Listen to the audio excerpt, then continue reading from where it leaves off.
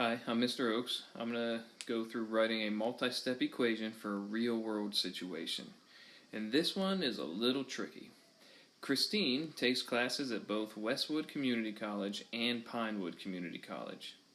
At Westside, class fees are $98 per credit hour. Anytime we see the word per, we got to be careful. In this case, it's $90 to $8 per credit hour.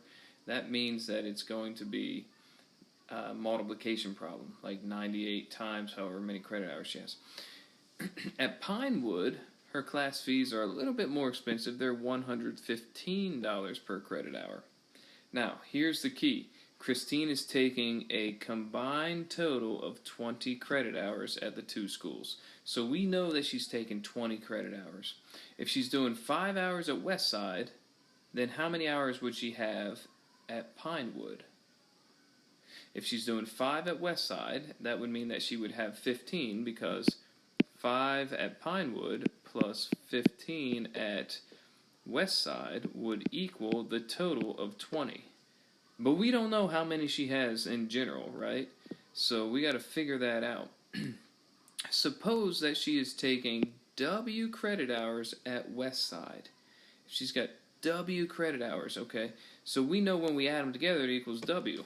So we need to make sure that we figure out, okay, if she does W at Westside, all right, we need to figure out what Pinewood is.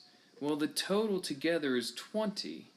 So if she did 5 at Westwood and 15 at Pinewood, that would equal 20.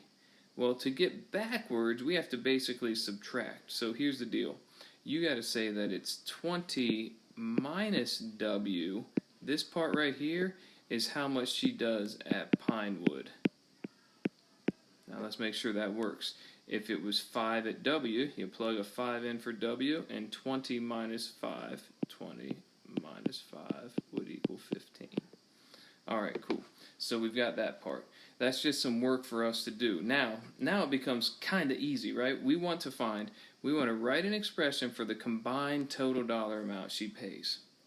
Well, I know W is the Westwood amount, and Westwood was $98 per fee, so it's going to be $98 per credit hour, 98 times W. Plus, she pays $115 at Pinewood, so 115 times, we have to put this whole expression, 20 minus W, okay? And now it gets a little bit tricky. We might be able to just leave it like this, but I'm not sure. It's possible that you need to simplify this. And if you have to simplify it, we're going to have to distribute. So we take the 115 and we'd have to distribute in here and here.